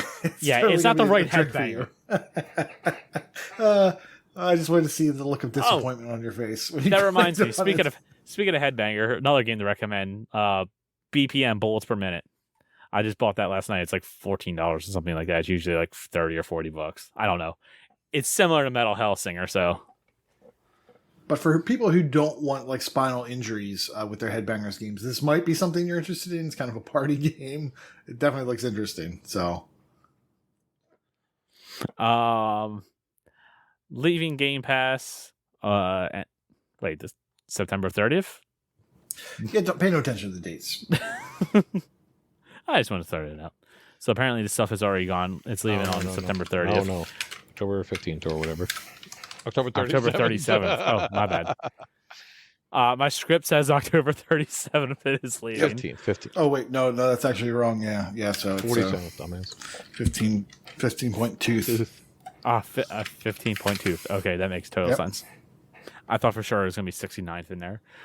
We have Evile, an adventure game. Are you scrolling with those hours too? 22 to 600? No. So if you look at the completion times for people, the shortest I saw near the top was 22 hours. But then I saw like 600s or whatever. Now, Mental said that this game already came into Game Pass. Everyone's already played it. So it's done. Don't even try. Because like his group or whatever, they got together to play it. They're done. They're not going to help you. So don't even bother. Did L play it? He said it's also not adventure. He doesn't like the genre. And shocker, he doesn't like the TA genre something that way. And because they never get it wrong. No, they're absolutely. So yeah. Chat. Up next is The Legend of Tiendine. Sure. Close enough. Beat 'em up platformer. Then we have Trek to Yomi, 15 to 20 hour action adventure game. I feel like you've talked about that, Nate. I feel like I did, and I'm not sure about that. I know I was excited for it, and I still am. I want to play it more. Well, you have until October 15.2. 15.2, yep. Then we have Turnip Boy commits tax evasion. I know Vulgar talked. Oh, okay, there you go. My notes say it. Vulgar Latin talked about on level 197, and then L talked about it again on level 214. So you can go back and check out their takes on that. That's a friggin' gem. That's actually a gem. Play it. Mm-hmm. And there's going to be a sequel literally coming. Everyone has been saying that in the Discord. There will be a sequel coming to Game Pass at some point. So. Oh, is there? I think it's this year. I think we're expecting Turnip Boy Robs a Bank, I believe, is the sequel. Yes, I remember hearing about that now you say it. They're all making fun of me in the chat. And then we have not nice. Shocker. That took me like then 10 we hours have Shenzhen IO, puzzle game that not L Frame talked about on the last Games Passible. And it got extended. It was out last cycle, and they put it back in. Nice. And then we have Overwhelm on the Windows, 1 to 2 hour completion. So Overwhelm. You can jump on that. I never heard of this game. What's up with this game? A lot of people have done this one. It must be pretty easy. It is pretty easy. I think there's a assist mode you can turn on and just kind of run right through it. Totally. Yeah, I played it a little bit. Totally won't take advantage of this. I played it a little bit and I liked it. I have not turned on the cheats yet. So I plan to knock this one out this month, or this 15.12 cycle. So. All right. Well, in that case, let's do the Gamer Tag Challenge roundup. Nate? All right. In September, our Gamer Tag Challenge was for Hurricane Dale. His wildcard game was any new achievement or previous completion in the simulation or management genre. The bonus was, how about this weather? Earn achievements containing something weather-related. We had 13 participants, 106 letters. We had 5 gamer tags spelled incompletely. We had 32 bonuses, and our stars with the bonuses were Northern Lass with 6, Ace with 7, and Chewy knocked out 16 bonuses. And our winner with a gamer tag, full gamer tag, the wild card as an extra, and 1 bonus is Freemhole. So congratulations. I know. I tried rolling it 3 times. He still won, so I don't know. Man, I think there's collusion going on here. You guys do a thing together, and now he wins. Oh, he's in chat. What's up, Freem? Oh, weird, Freem. That's so weird that you're in chat and I gave you that code. So next up, moving along, Scaravasi is our gamer tag for next month. And by next month, I mean this month. His wildcard game is any new achievement or previous completion in the simulation or management genre. That's really exciting. The bonus is double your pleasure, double your fun. Earn achievements in games with 2 or more letters used twice in the game name. You'll notice Scaravasi uses 2 S's and 2 E's. So there is the origin of that fun little bonus. So, yeah. So if you want to participate and you're not already on the sheet, just jump into the Gamertag Challenge channel on the Discord, send me a message, and we'll get you right in. Easy peasy. All right. Sent you mine right now. As always, for our live shows first of the month, we do a Patreon drawing. And this month, our lovely winner is Ahizo. Congratulations, Ahizo. We will get you that code. But he went message one of us and bed early, so he doesn't get it. Bed early? What are you talking about going to bed? It's only 11:30. It's not that late. Sheesh. But yes, congratulations. Thank you for supporting the show. Thank you to all of our Patreon supporters and all of our Twitch subs for supporting the show. Greatly appreciate all of you. But with that, let's go ahead and get into some brags. First up is in completions. I'm going first. This is weird. Why am I doing completions? RPG Davey has reached 1,150 completed games. My goodness, that is so much. Along with Chewy on Ice. Y'all, that's so many. Lucas 1987 has completed 2,950 games, and Redemption Denied 3,300 games complete. In streaks, was Zari DK is currently on a 100-day achievement win streak. Ace currently has 150 days. Neo 21 with 800 days. Full Uttery Chicken with 1,250 days. And Prince It with 1,350 days. And gamer score, sorry.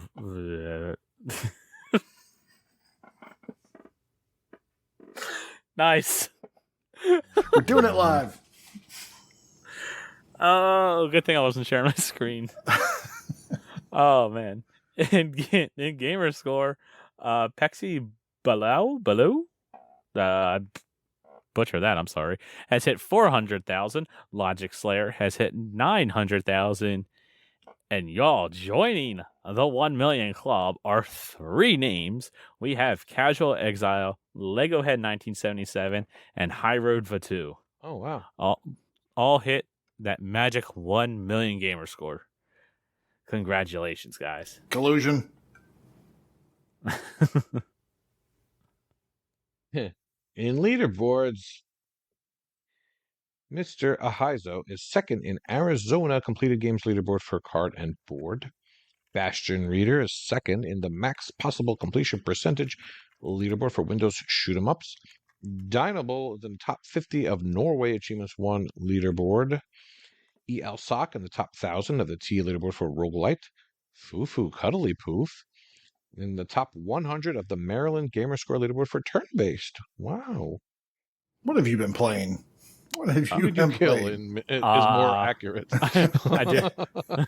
I did 50 years. Okay. Who did you poison in Maryland? Who'd you run out of the state? Come on.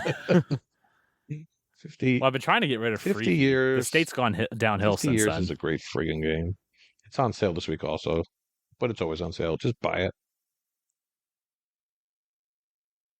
Icefire TN is in the top 50 of the games played leaderboard for Vayners, and top 20 of the TA difference leaderboard for Metroidvanias.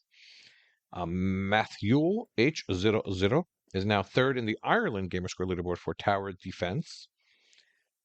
And that's defense with a C, so that's just weird. Sir Polygon is third in the Georgia TA leaderboard for Dance. And Lucas, 1987, who actually tagged me in Brag Camp like a good boy, played a lot of friggin' games. He's now number 1 on TA in games played in action. And number 1 in games played in party. It's freaking insane is what it is, but I feel like he's gotten action before. I feel like party should be tied for first. Trust me. He plays too many games. That was too easy. Shouldn't party be like a tie for first, I would think, but I guess not. No. Definitely one of the top players in the BCM.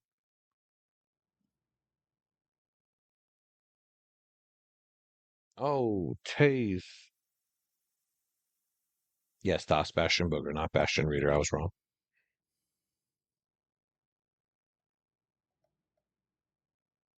All right. Also, you didn't win. Of course not. All right. Well, that will do it for us this week. Thank you all for listening. Thank you all for joining us in Twitch chat. For those that came out early and watched us play some party animals. Yeah, as always, all of our links and whatnot is down in the show notes. Come hang out with us in Discord. Join that. You can get it in on Patreon.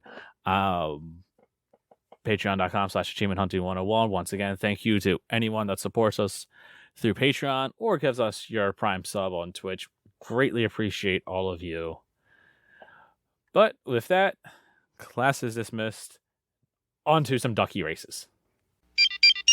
Hello, everyone. Welcome to the second episode of Game Passible, your home for all the Game Pass goodies and publisher analytics regarding our favorite subscription service.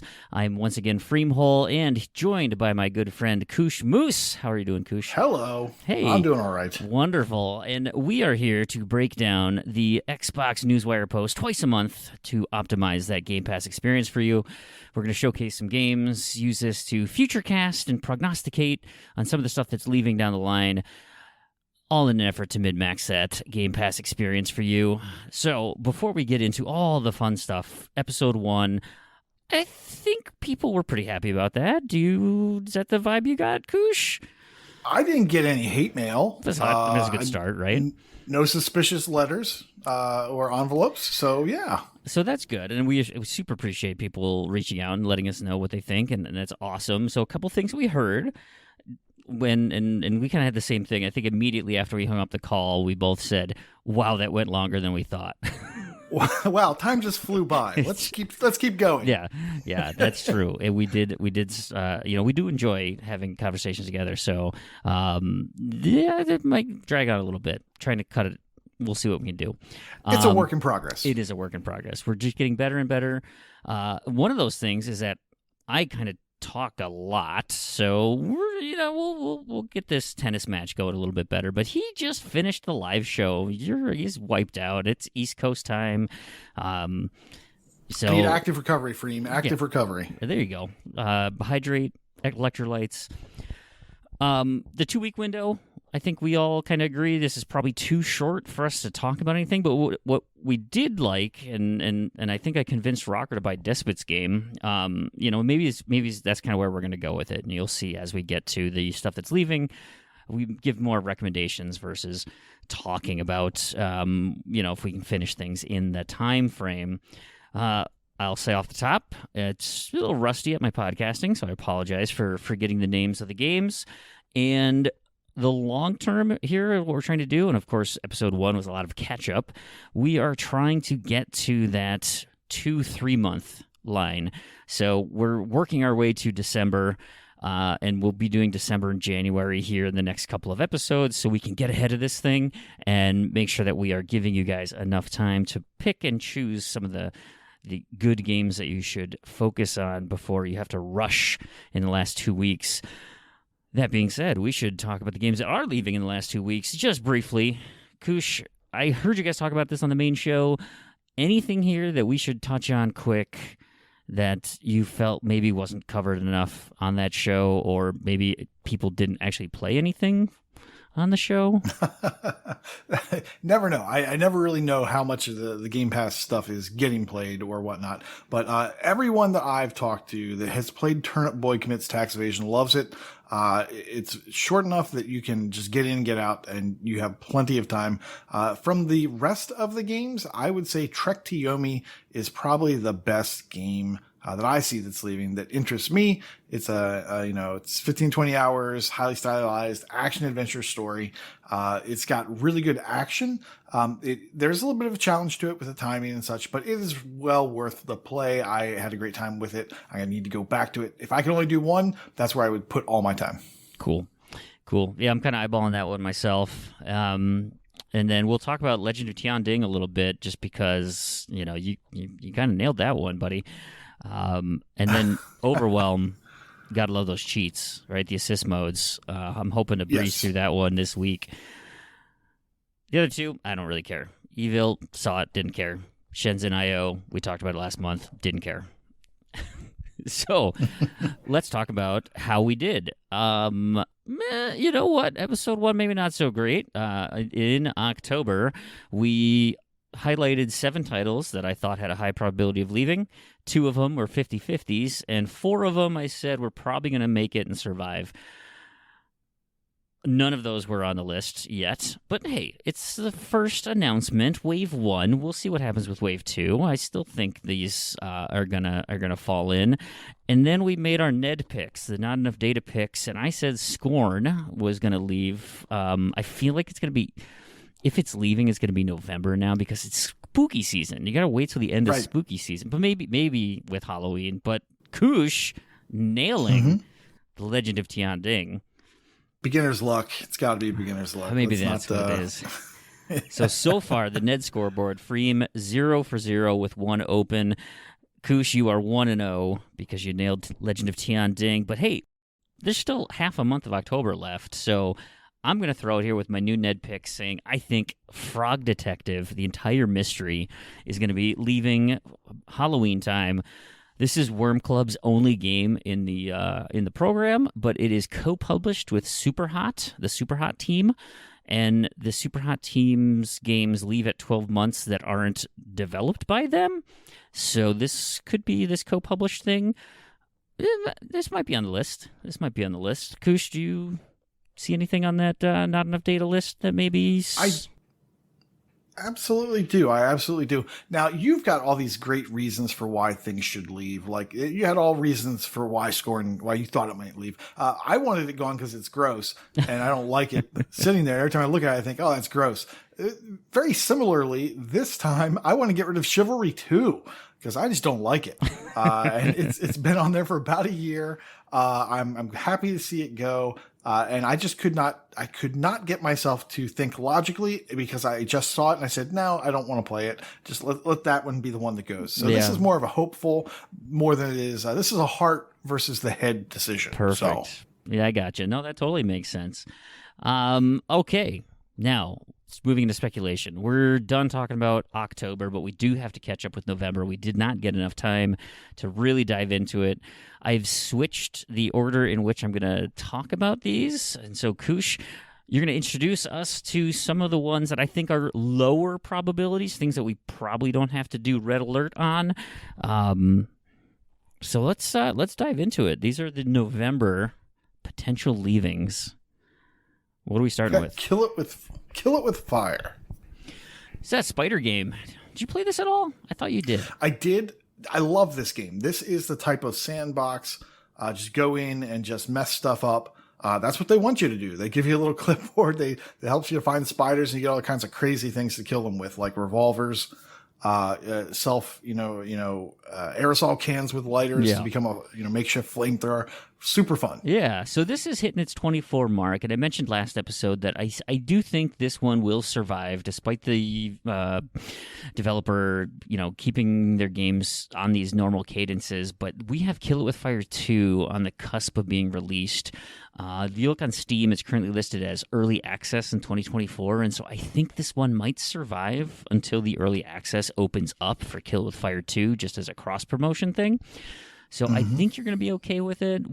I didn't even look up what's the completion time on this one.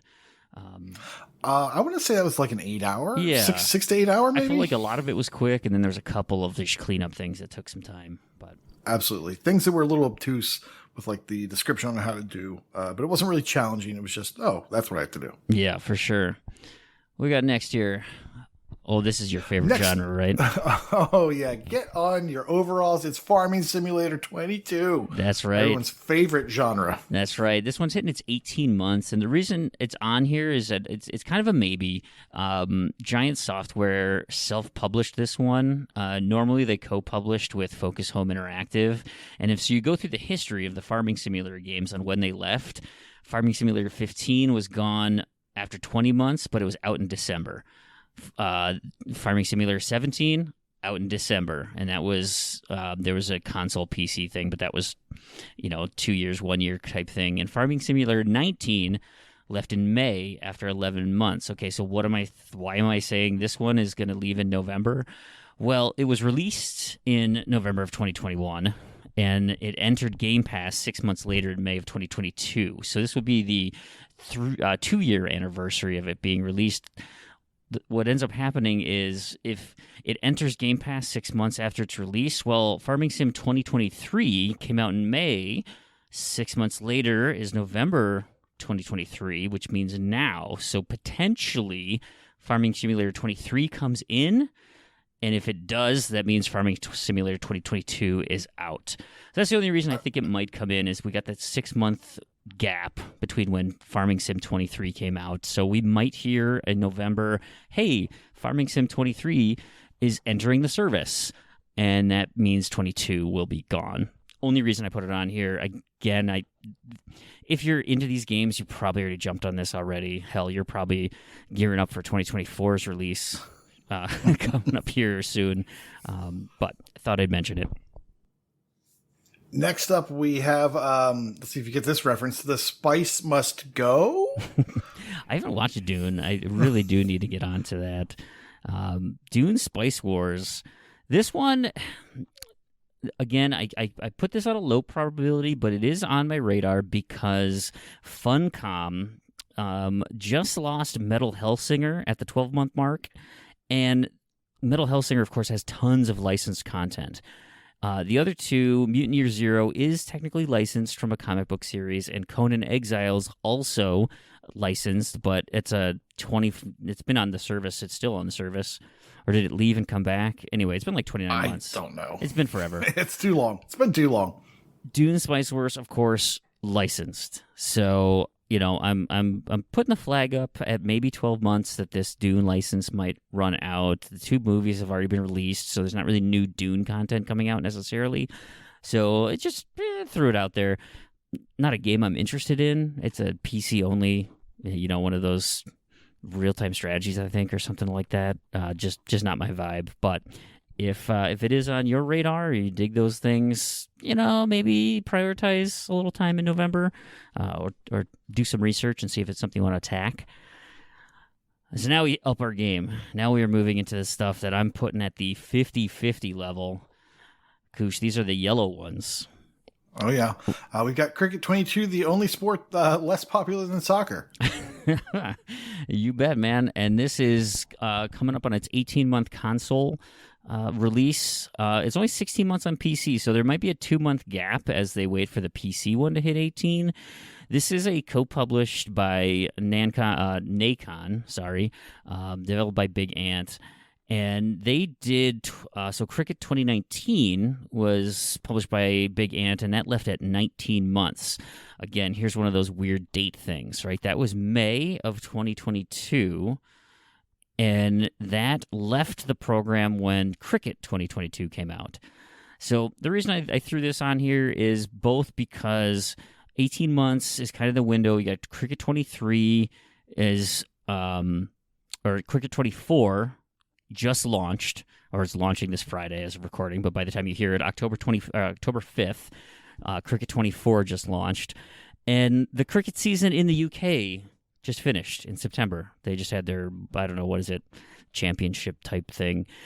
The weird thing about cricket is it's kind of played all year. Like Australia has a season now, and the Asian countries like India and like theirs ongoing, but again, this is why mostly indoor. This is kind of why it's 50-50. Mostly indoor. No, I don't think so. I'm just curious now. I'm sorry. I mean, I know I'm pumping out the line here, but that's just curious to me. I don't know either. But anyway, I put it on my 50-50 because, like I said, Cricket 2024 is launching here October 5th.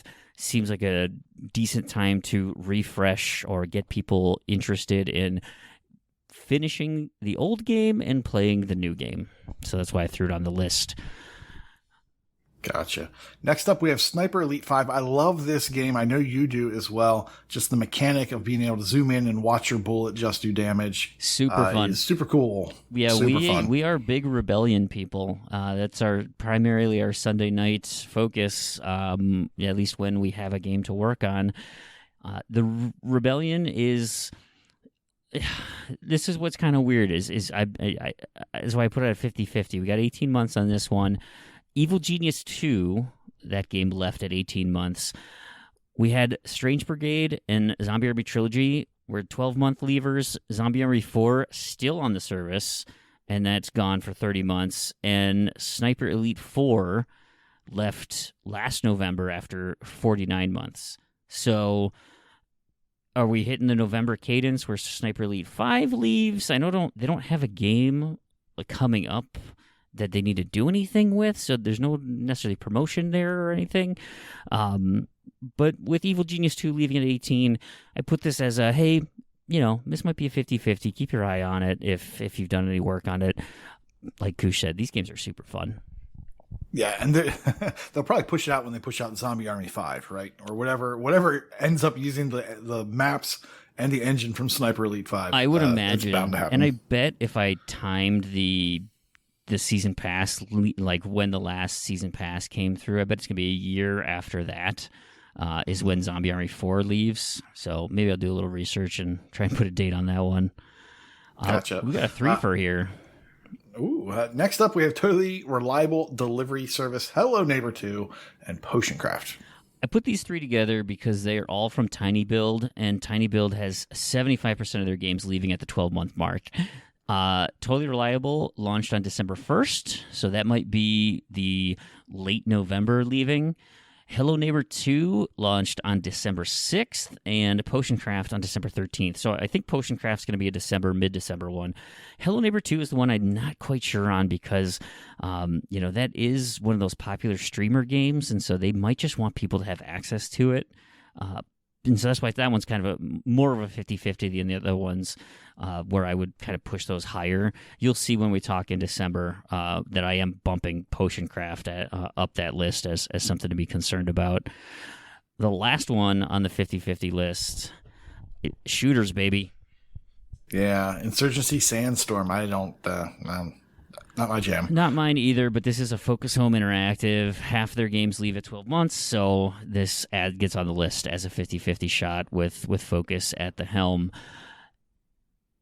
Now we get into things that I'm putting in the 75. These are the higher ones. At least keep higher on your radar, or at least something I'm interested in. And I don't have any good data on why I think this might be one of those Koosh feeling picks here. Just a gut feeling. Dicey Dungeons. I think Rocker. I think you covered this at some point, and I know it's kind of your jam. Yeah, right? You like this type. I do like this type of game. It's hitting its 24-month time period in November here. It's Distractionware's only game on the service, so we're just rolling the dice. Yeah, I know. I'm sorry. Hey-o. Let's move on. Okay. Jurassic World Evolution 2. Feel much better about this one. This is hitting its 18-month mark, and Frontier Developments, the longest game in the service that they've had was Elite Dangerous, and that was at 18 months. The other one that they had leave was Planet Coaster at 12 months. Here's the thing. Jurassic World Evolution 1 left 1 month after Jurassic World Evolution 2 entered the service, and that was about 18 months. So if I'm doing my cadence, Jurassic World Evolution 1 lasted 18 months. Jurassic World Evolution 2, yeah, maybe 18 months. Although, I guess I haven't followed whether or not there's a development of a Jurassic World Evolution 3, and maybe it would coincide more with that. But 18 months lines up with the original game that left at 18 months. All right, next up we've got Loot River, which is like if Tetris was a roguelite action game. Yes, sir. This is actually on my head-to-head with RetStack, is to try and get Loot River. So if I get that alert, I better get some work on it. It's hitting its 18-month window here. This is published by the Superhot team. The longest game that Superhot team had in there was Superhot Mind Control Delete. That was at 18 months. So nothing they've had lasted any longer. I think Loot River might fit that bill. Next up, Return to Monkey Island. Yeah, this one I'm super bummed I didn't get to, and so I kind of hope I'm wrong. But the data, it's leaning that it might be. It's Devolver Digital is the publisher here, and they've had 40 plus games go through this service, a ton. Of the 30 that have left, right, so we're already down. 75% of the games are out of the service.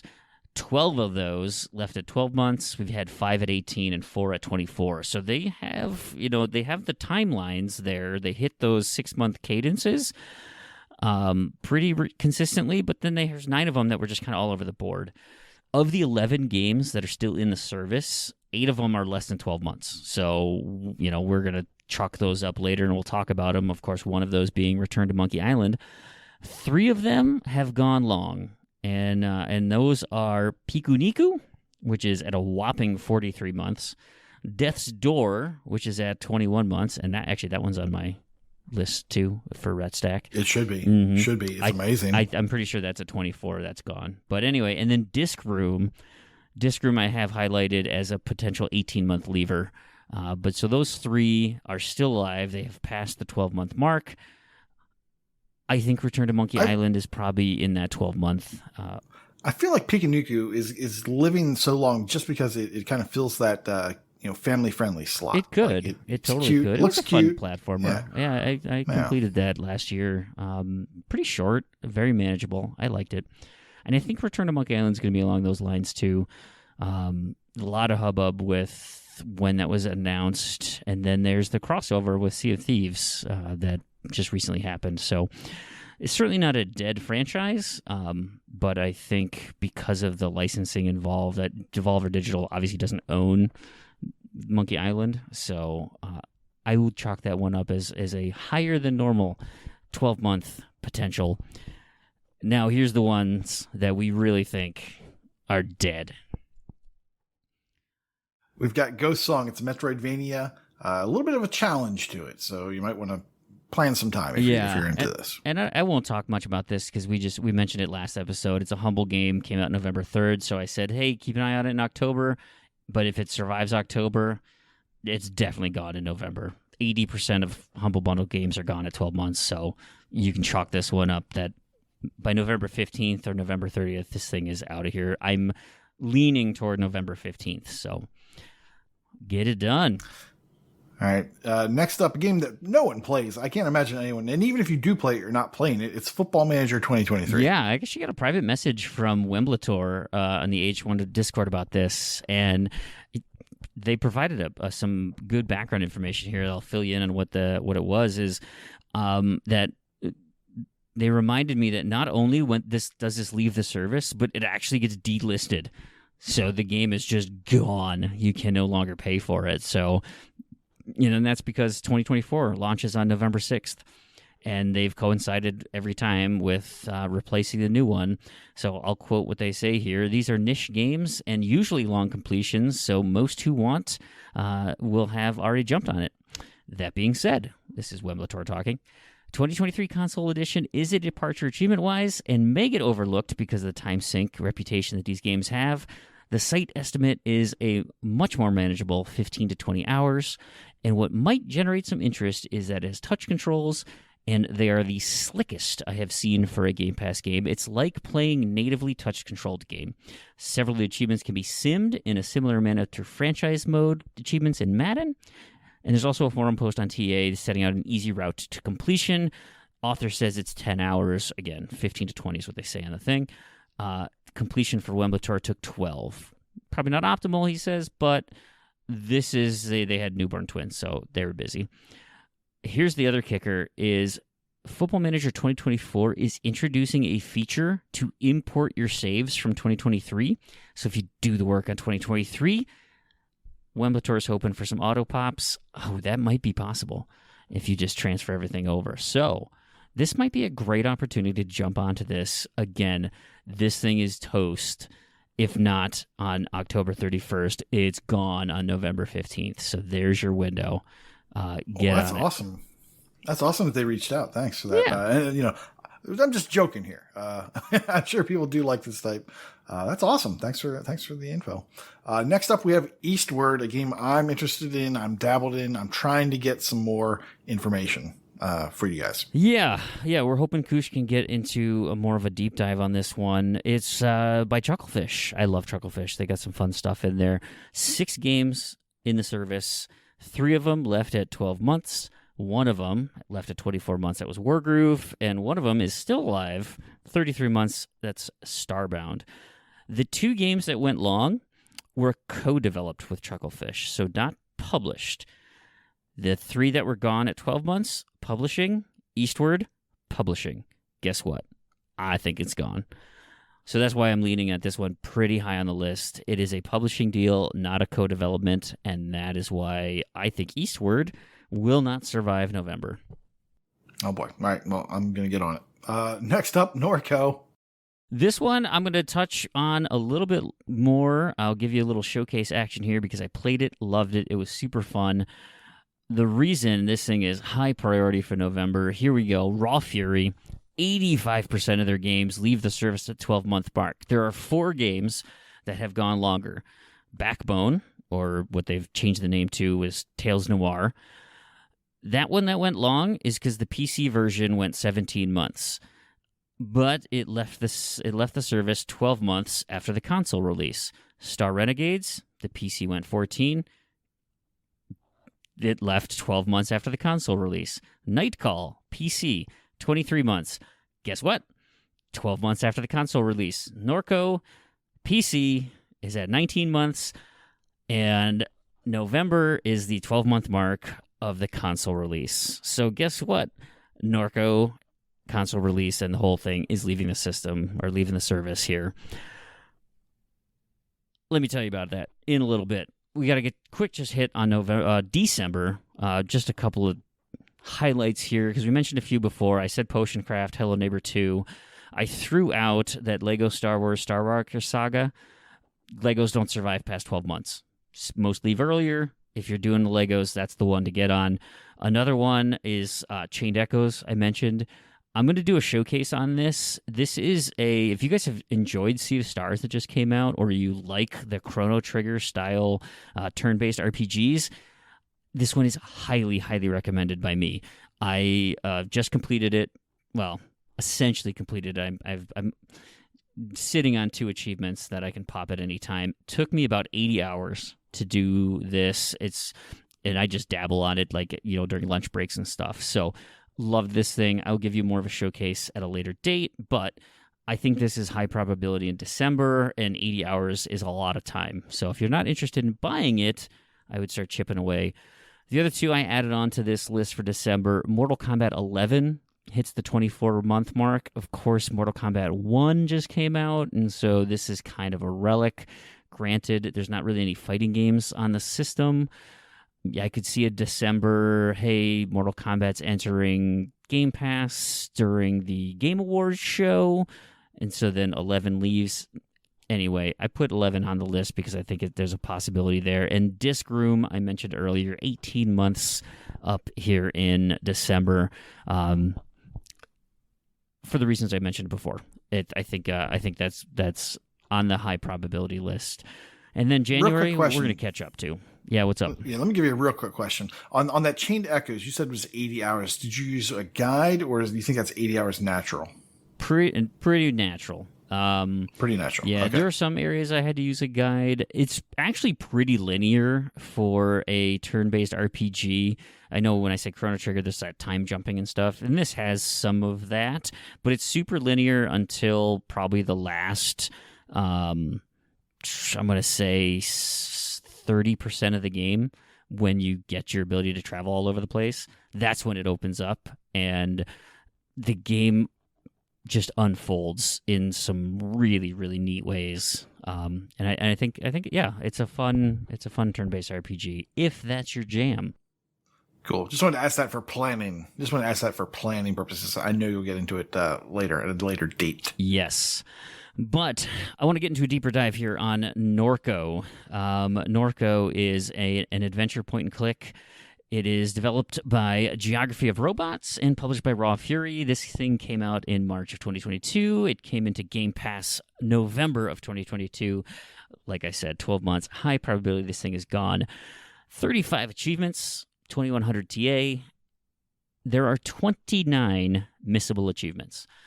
So that might turn off a lot of people. TA says it's 5 to 6 hours. There's currently no walkthrough on the site, but there are walkthroughs on Steam and elsewhere, right? And I had to go to a couple of those for cleanup. I personally spent in the range of 10 to 15 hours. It's hard to say because I let it idle every now and again. And it took me 2.5 playthroughs. So when I did my first playthrough, I'd say that was probably about 5 to 6 hours was that first playthrough. I got 16 achievements, and 10 of those were missables, and I just played that thing naturally. The thing is some of the achievements are mutually exclusive, so you can't get them in one playthrough unless you're going to do the multiple saves and reloading and stuff. And personally, I think that's going to really limit your enjoyment if you're trying to split your own personal narrative in multiple different ways, that it's going to take away from your experience here. You can probably finish this thing in that 6-hour range if you just beelined it with a guide, went through, clicked through, didn't read anything. Listen, this game shines with its writing and world building. So the enjoyment comes from going through the story. I thought it was super cool. It is wild. Let me talk about the gameplay first. It's super classic LucasArts point and clicks, right? So your Space Quest, Quest for Glories, those types of single screens, interactable items. You can click on these boxes. If you need to move to a location, you've got maybe like 3 boxes that correspond with different doors. There's a variety of puzzles involved, and none of them are super complex. You've got some like minor inventory puzzles, right? So as an example, there's this cranky dog in front of a door, and so, if you go to the grocery store, you can get some dog food, and then you go back and you give the dog food to the dog, and now it's happy. Hey, look at that. So simple like inventory puzzles like that. You don't get a ton of inventory things, so that's not a huge piece of it, but there's enough sprinkled in that it's like, that's kind of a fun thing. There's some of these interesting map navigation puzzles where you use the WASDs to control a boat, or maybe you have to control something through an area. A couple of those, and then there's a couple of logic puzzles. One of them is like you're riding an elevator and you have to, they're going to say, those weird cryptic things of like, well, this person was 2 floors from the bottom and love those. Floor, yeah. I love those. so there's awesome. There's one of those in there. And then it's got this very rudimentary combat thing, which is more like a Mario RPG active combat thing where like something happens and you click on it, or it's super basic, but again, just mixes it up. There's lots of different things. The main focus it is going to be is the conversations. That's really where the primary puzzle stuff goes. So you talk to somebody, they'll say something, then you go somewhere else to get the information, then you talk to somebody else, and you go back and you move, and it's really finding the dialogues to move through the story. And I can't get into really much else about the specifics of the story, but what I will say is it is just plain weird. Quick question on the conversations. Does that create missables? Absolutely. Are the conversations the missables? Yes. Okay, that's what I thought. Yes. Okay. A lot of them are kind of just like do a thing, and ultimately why it's missable is because as the game progresses, you can't go to certain places, and things happen to progress the story, and a character may no longer be at that location, or the character shuts off its dialogue tree with you. So if you miss the opportunity to talk about a certain thing, then you miss the opportunity. You got to play through again. Gotcha. You definitely have to do 2 playthroughs. Like I said, mutually exclusive achievements. So my suggestion, play through the first time and enjoy it. Have fun. Let me tell you a little bit about the story.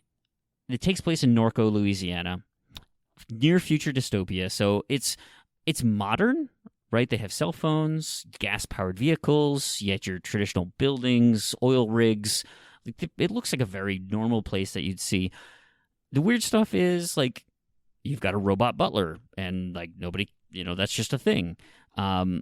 They use android soldiers, like these robots with guns, and weaponized drones in this kind of like militaristic state. That exists as well. One of the features is like you can digitally record your memories. So like it's kind of like a digital picture frame, only it just steals memories from your brain and you can save them and pass them on to your loved one. Anyway, so there's like some of those, strange future tech things, but it's a very... You totally understand the place because it's so well written, it's so well realized, and the characters they fit this place so well. You play as 2 main characters. One, and I'll say the primary protagonist here is you're this daughter, and you come home from this extended absence. You get to pick kind of light role playing as to why you were away through some of your dialogue options. Again, it doesn't really matter. I think you're in your mid-20s or something, and you're returning back home to Norco, Louisiana after your mom dies. That's the setup for the story, and she kind of comes to the house and is wondering what's going on. She does have a brother. She's trying to understand what's happening with her mom. At some points during the story, during Act 1 and 2, you will play as the mom at an earlier time point, and you kind of understand what she's going through. She's dealing with cancer, and the first time you pick up with her, she is planning like her end of life stuff. What is her legacy going to be? And that's where that digital memory recording is, and so you can kind of put her mind into these recordings that she plans to give to her daughter at some point. And then she's got a ton of these wild medical bills because all the treatments she's been having to deal with. There's just some insanely weird places in this. Like I said, familiar but weird. There's, for instance, there's like this weird religion that's created, and they're called the Cult of Garrett, and they take over a dilapidated mall, and they all wear like blue polos and khakis, very reminiscent of Best Buy employees, and they all want to be named Garrett, and it's just insane. And there's this app, it's like a DoorDash task app thing called SuperDuck, and that's what the mom is in, like trying to pay her medical bills, so she's doing these things through this app, and that leads you down some strange stories. 100%, I recommend taking your time, reading the dialogue, understanding the characters, exploring the world. Play it how you want to play it the first time through. then go through and use a guide to clean everything up. It is a breezy cleanup. The missables aren't set up in such a way that you have to do something in like Act 1 to set up something in Act 3. They're pretty much right there. Like, hey, if you're going to enter a dialogue with this character, there's a missable. Make sure you talk about this thing. So they're all pretty straightforward with exactly where it is. There's also 3 save slots, so you can, save at the beginning of an act, play through the act, and then save at the beginning of Act 2, then go back and play Act 1 and see what you missed, right? And so that could be a more efficient way to go through it. But man, I can't recommend enough. And I will say, if it doesn't vibe with you right away, then it's probably not for you. Like, if you're reading the dialogue and you're like, what the hell is going on? Then I don't know if it's gonna stick. But if you're reading, you're like, this is super well written and this is messed up. I got to see where this goes. Trust me, it is worth your time to see where it goes, because I could not stress enough. It is bonkers. Just bonkers. And that's Norco. Fun. Totally worth it. Again, you can finish it in the 2 weeks it's leaving. I do think that would be a disservice to the game. So maybe tap onto it, because it is gone in November. I'm almost certain. Gotcha. Yeah, I want to play this. I was interested, and now I'm super interested. But I've got some homework to do with Eastward, so we shall see how that plays out. Yeah. All right. I think we're pretty much wrapping up. We did get the announcements of stuff that's coming in. I don't necessarily want to dive into it that much, but there's a couple. I mean, there's 3 of these games I'm interested in. Warhammer 40K Darktide, finally for the consoles. My PC could not run it, so I'm excited for the console release, and I think our group is potentially interested.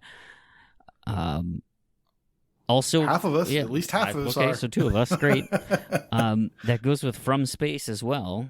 You just were introduced to this, today, I guess. Yeah, this just got announced. It's a twin stick shooter. Looks kind of cartoony, and I love my twin stick shooters. Mm-hmm. And I guess we haven't done enough of those that are kind of like actiony. Yeah. So this could be good. This could be good for the group. We had such a great experience with The Ascent. So, oh jeez, oh no! How dare you speak that evil into existence? Don't. Yeah, this does look way sillier, but I do like that 4-player co-op type action. The last one is Like a Dragon Ishin, which is part of the Yakuza series. This is kind of a one-off where it's the modern characters dressed up or playing ancient Chinese, or is it Japanese? Probably Japanese. Probably Japanese, yeah. Ancient Japanese folk heroes and characters. So it's a strange one-off, but looks cool as hell. These are super neat. I feel obligated, though, to do Yakuza 0 and go through. It's like, absolutely. Why would you do that? Have enough time. Yeah, I don't have enough time. These look like awesome games, but they are they're a calendar unto themselves to get them done. Yeah, so. For sure. Okay, well, we should probably wrap up, Koosh, because I'm already looking at our time, and I think we shaved off 4 minutes. Still probably not enough. We did better than that. Okay. And we'll get better as we go along. Please, give us more feedback. There's just so many freaking games, and they're all fun.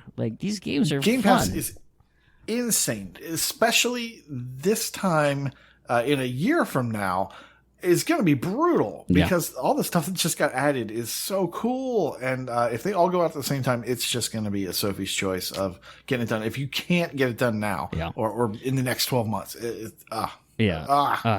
So I don't want to continue to prolong this, but you'd be surprised to know I have a spreadsheet.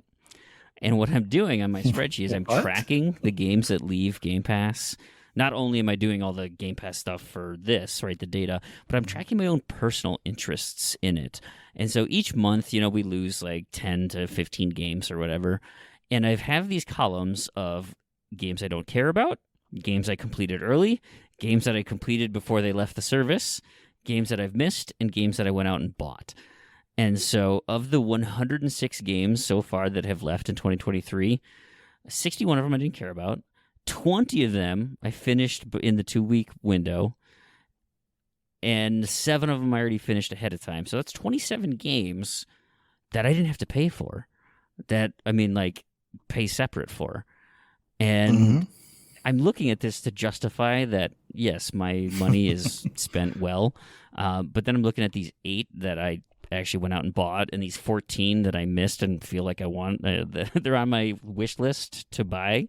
So I don't know. Do you track? I do not track. It's probably better for everyone that I don't. Yeah. I feel like I need to know. And I see that number and I think, you know what, Brandon? You're making the right call by being a Game Pass subscriber. I know I am. You're saving a ton of money. I absolutely know I am.